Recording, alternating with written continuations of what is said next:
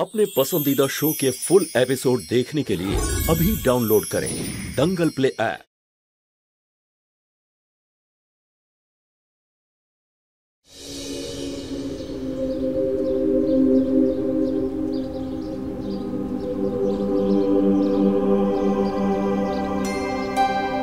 এই নাও তোমার জন্য। তুমি এই সব খেতে ভালোবাসো? হ্যাঁ, খুব ভালো লাগে। আর আমার তো একবেলার খাওয়াই হয়ে যায়। বাকি খাবারের থেকেও তো খুব সস্তা। তুমি এইটুকুনি খাবার খেয়ে সারা দিন কাটিয়ে দাও? তোমার খিদে পায় না? আমার মা তো বলে বাইরের কোনো খাবার খাওয়া উচিত নয়, সেই জন্য আমি শুধু ডাল, ভাত, রুটি, তরকারি এগুলো খাই। মুস্কান, কোচিং এর ফিস আর বাকি সব খরচা করে নেওয়ার পর আমার কাছে 8 টাকা বেঁচে থাকে না যে আমি আমার ইচ্ছে মতো কিছু খেতে পারি। তুমি টেনশন করো না, কালকে আমি মাকে বলে তোমার জন্য 2টো রুটি টিফিনে এক্সট্রা আনবো। কিন্তু তুমি বাইরের এইসব খাবার খাবে না। এখন তো কিনে নিয়েছি, আর এটা তো খেতেই পারি, তাই না?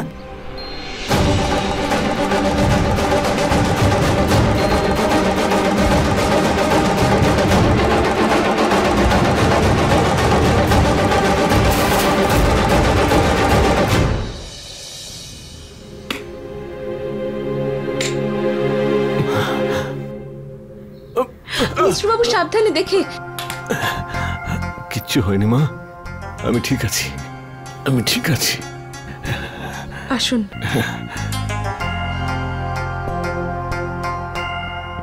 আমিও দেখবো এই যত্ন আদর কতদিন চলে। তুমি আমার সোনাবাবু থেকে এই মেয়েগুলোর বাবা হওয়ার চেষ্টা করছো তো গুড্ডু, কিন্তু এই খেলাটা বেশি দিন টিকবে না, কারণ খুব তাড়াতাড়ি বাবা তার মেয়েদের জন্য চোখের জলের কারণ হবে।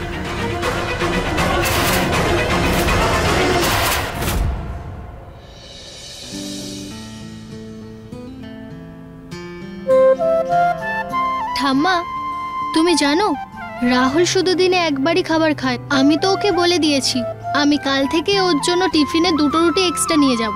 ঠিক করেছি তো আমি? হ্যাঁ রে মা, ঠিক বলেছিস, নিয়ে যাবি কাল থেকে।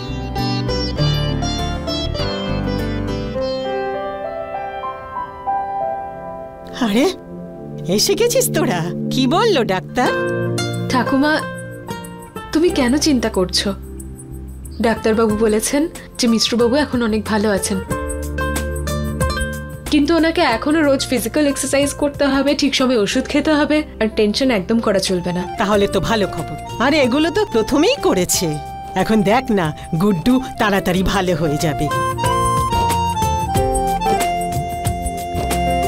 শুনেছো বৌমা? এখন দেখো না গুড্ডু তাড়াতাড়ি ভালো হয়ে যাবে। মা আমাকে বুলবুল ফোনে সব বলে দিয়েছে। আরো একটা ভালো খবর আছে মা, মনে আছে আমি আপনাকে একটা কথা বলেছিলাম? একটা পার্টিকে আমি আমাদের কিছু ডিজাইন পাঠিয়েছি, ওদের সেই ডিজাইনগুলো পছন্দ হয়ে গেছে আর আমাদেরকে একটা বড় অর্ডার দিয়েছে।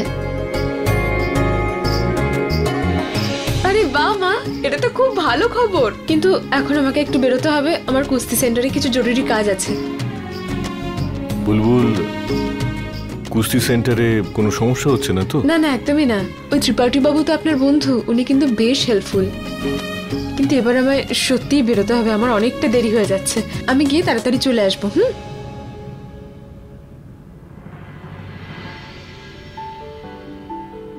আজকের দিনটা তো খুবই শুভ।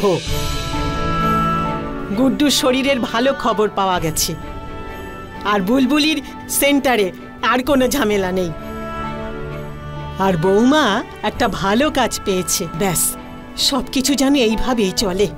ওই ললিতার দৃষ্টি থেকে যেন সবাইকে বাঁচিয়ে রাখে। ওকে কোনো বিশ্বাস নেই, আবার কখন জানি না কোন নতুন জাল পেতে বসবে।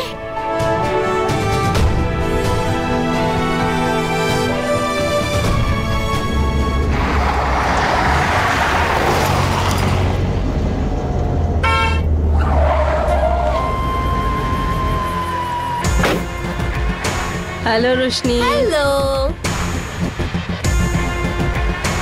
এটা দেখুন।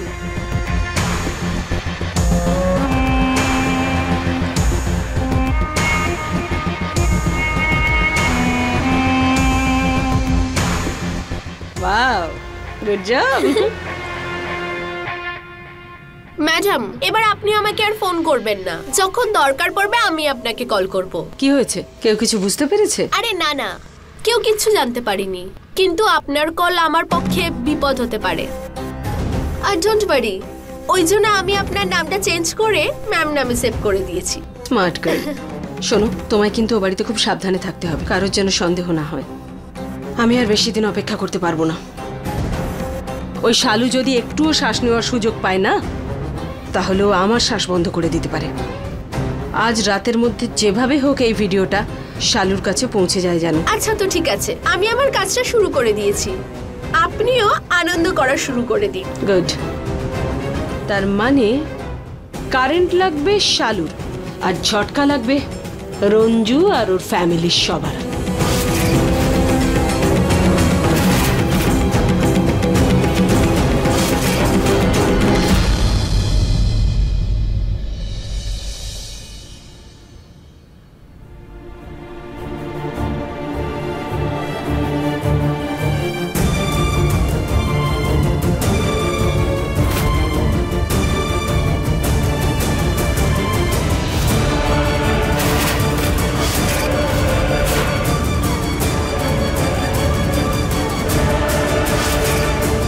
আমি কিছুতেই বুঝতে পারছি না এসব হলো কি করে। যাই হোক, আমি সব সত্যিটা শালুকে বলে দেব। প্রথমে ব্রত, তারপর পুজো, এসবের মধ্যে শালুর সঙ্গে কথাই হয়নি। আর আজকে বলতে চাইলাম যখন, তখন মা এসে গেল, তারপর রশনি। বুঝতে পারছি না শালুকে কি করে বোঝাবো। বিশেষ, আমাদের মা আমাদেরকে সব সমস্যার মোকাবেলা করতে শিখিয়েছেন, আর কড়া সত্যের সঙ্গে বাঁচতে পারবো আমি, কিন্তু মিষ্টি মুখে মিথ্যে কথা সহ্য করতে পারবো না। আর আজ আপনার থেকেও আমার একটা প্রমিস চাই যে আজকের পরে আমায় আর কিছু লুকোবেন না আপনি। লুকাবো না আমি, কথা দিলাম তোমায়। শালুকে দেওয়া কথা ভেঙে আমি আর ভুল করতে চাই না। আমি সবকিছু সত্যি সত্যি শালুকে বলে দেব, তারপর যা সিদ্ধান্ত নেবে আমি মেনে নেব।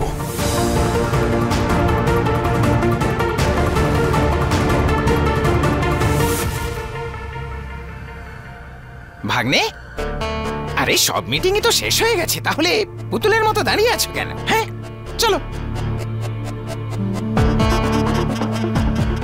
কোনো সমস্যা হয়েছে নাকি? না মামা, সবকিছু ঠিকই আছে, তেমন কিছু না। ভাগ্নে, আমি তোমার মামা হই, মামা। কোলে বসিয়ে খাইয়েছি তোমাকে। সবকিছু যখন ঠিক থাকে তুমি একেবারে ঝলমল করো। তোমার উদাস চেহারা বলছে যে কোনো একটা সমস্যা আছে। একটা কথা বলবো ভাগ্নে? বলো। ছোটবেলায় তুমি আমাকে, শীতকালে তুমি আমার কাছে আম আর গরমের দিনে পেয়ারা চাইতে। তখন তোমার মন রাখার জন্য কোথাও না কোথাও থেকে আমি নিশ্চয়ই নিয়ে আসতাম। কেন জানো তো?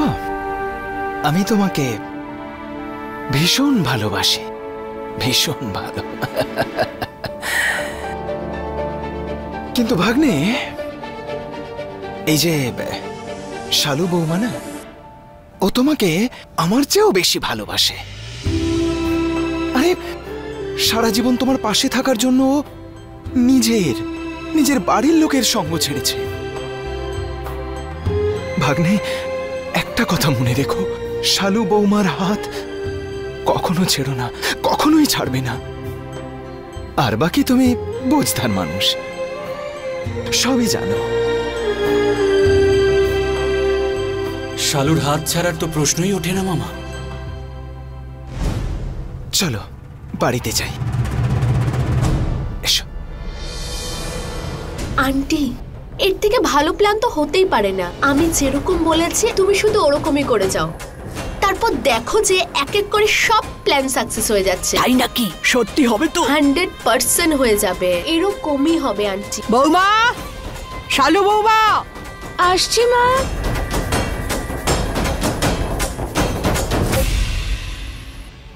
হ্যাঁ মা, আমার সাথে চলো।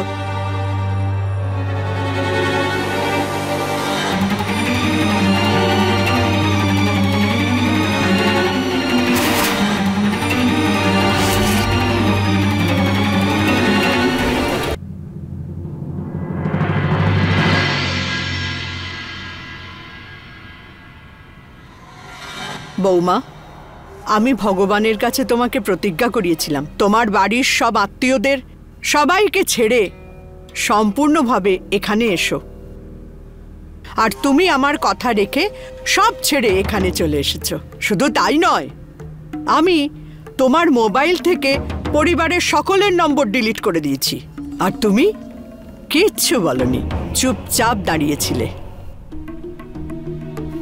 বৌমা, আমি এতটা খারাপ নই যে কিছু বুঝতে পারবো না। এখন আমি এটাই বিশ্বাস করি যে তুমি সম্পূর্ণভাবে এই বাড়ির উপযুক্ত। মা, আমি তোমাদের শত্রু নই, এটাই তো আমার ইচ্ছা ছিল। আমি চাই যে তোমার মতন শান্ত ঘরোয়া আমার বাড়ির সদস্যা হোক, আর তুমি আমার পরিবারকে মর্যাদা দিয়ে আমার মন জয় করে নিয়েছো, আর আজ থেকে আমিও তোমার সব কিছুর যত্ন নেব। আজ থেকে বিশেষের স্ত্রী হওয়ার সম্পূর্ণ মর্যাদা তোমাকে দেব। তোমাদের দুজনের ওপর যে বিধিনিয়ম দিয়েছিলাম আজ থেকে সব তুলে নিলাম। এখন যাও, গিয়ে তাড়াতাড়ি তৈরি হয়ে নাও, আমরা দুজনে একসাথে মন্দিরে যাব। আরে যাও, তৈরি হয়ে এসো।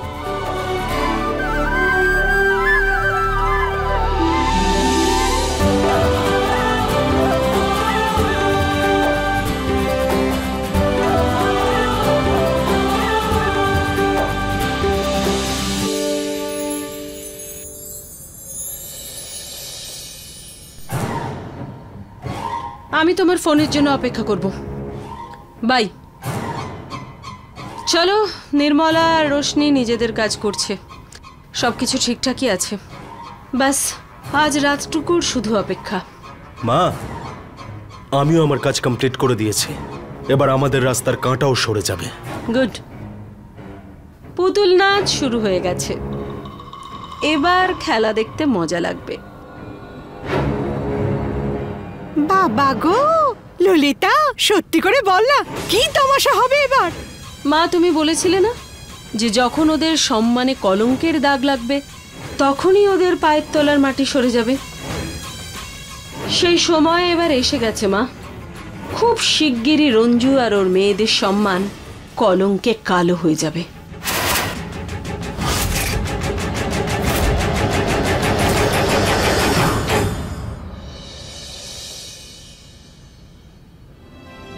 বুলবুল, এত দেরি করলি কেন? অন্ধকার হয়ে গেছে, তারপর ফিরছিস? সরি মা, একটু দেরি হয়ে গেল। পাটনা থেকে আমার জন্য একটা লেটার এসেছে। আমার কোচ স্যারের কথা মনে আছে, যিনি পাটনায় চলে গেছেন? উনি আমার নাম স্টেট কুস্তি কম্পিটিশনের জন্য দিয়েছেন। এটা আমার জন্য অনেক বড় সুযোগ মা। ফর্মও পাঠিয়েছেন উনি, আমি ফিল আপ করে দিয়েছি। এর মধ্যে আমাকে পাটনাতে যেতে হবে। আমার হাতে মাত্র আর 1 সপ্তাহ আছে। বেরোতে হবে? ভালো কথা, কিন্তু মা আমি তোকে এত দূরে ছাড়তে পারবো না, তাও আবার একা। তোকে ছাড়া তো আমি এখানে চিন্তায় চিন্তায় শেষ হয়ে যাব। মাও এত দূরে চলে গেলে আমার তো মাথা কাজ করা বন্ধ করে দেবে। মা, প্রতিযোগিতায় যদি অংশগ্রহণ করতে হয় তো শহরের বাইরে যাতায়াত তো করতেই হবে, তাই না? বৌমা, তুমি চিন্তা করো না, একটা রাস্তা আছে আমাদের কাছে। গুড্ডু, তুই ভুবনকে ডেকে নে, ও ওর সাথে চলে যাবে। বুলবুল, এটাই সঠিক সময় নিজের স্বপ্নগুলোকে পূরণ করার। আমার মনে হয় তোমার যাওয়া উচিত। আর মা, ভুবনকে ওর সঙ্গে পাঠাবার কোনো দরকার নেই। ওখানে পাটনায় আমার পরিচিত অনেক লোকজন আছে, তারা বুলবুলের খেয়াল রাখবে। মিশ্র বাবু, আমি ওকে একা যেতে... তোমার চিন্তার কারণ আমি জানি, কিন্তু তুমি আমাদের বুলবুলকে এবারই ছেলে মনে করো তো? তাহলে ওকে ছেলেদের মতো স্বাধীনতা দাও না। আরে কুস্তি শেখায়, ও চ্যাম্পিয়ন হয়েছে। ও যদি বাইরে যায় তবেই তো সবাই ওর স্কিলের ব্যাপারে জানতে পারবে। আর রঞ্জু, তুমি চিন্তা করো না।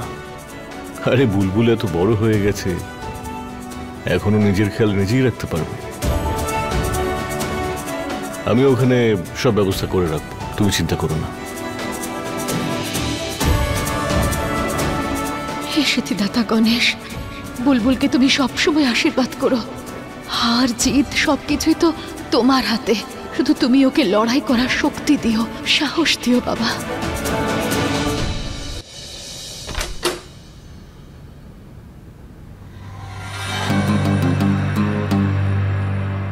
দাঁড়া বিশেষ, আসতে তো দেরি হলো তোদের।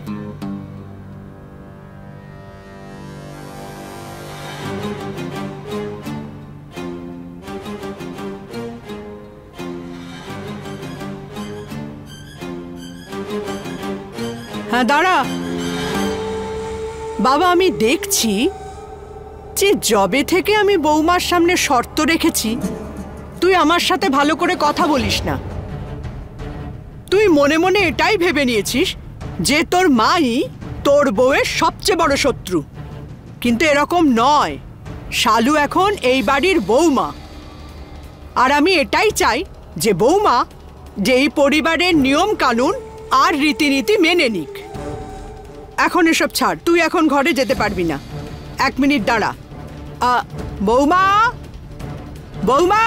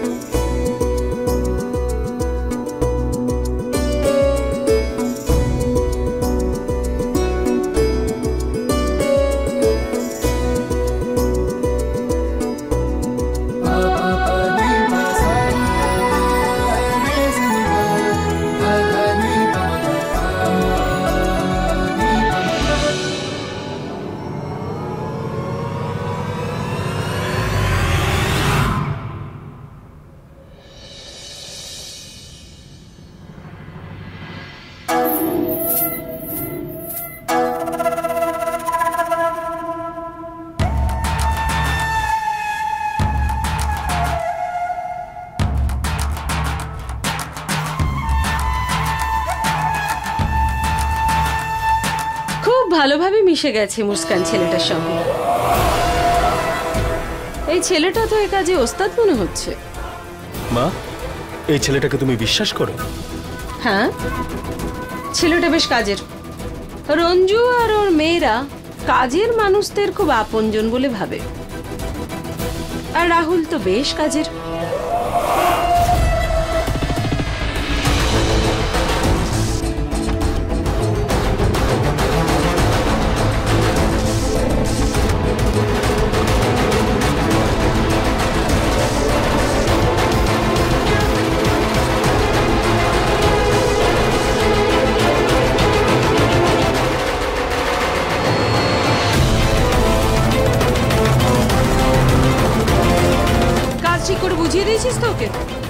যত টাকার কথা হয়েছে সেটা দিয়ে দিন, আর আপনাকে টেনশন নিতে হবে না।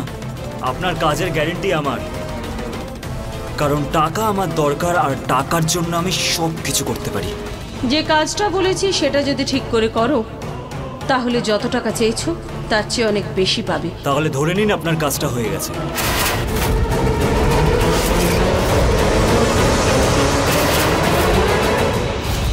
রঞ্জু আর ওর মেয়েরা নিজেদের ভালো মানুষের জন্য খুব অসহায়, আর সেই অসহায়তাই রাহুলের শক্তি হবে।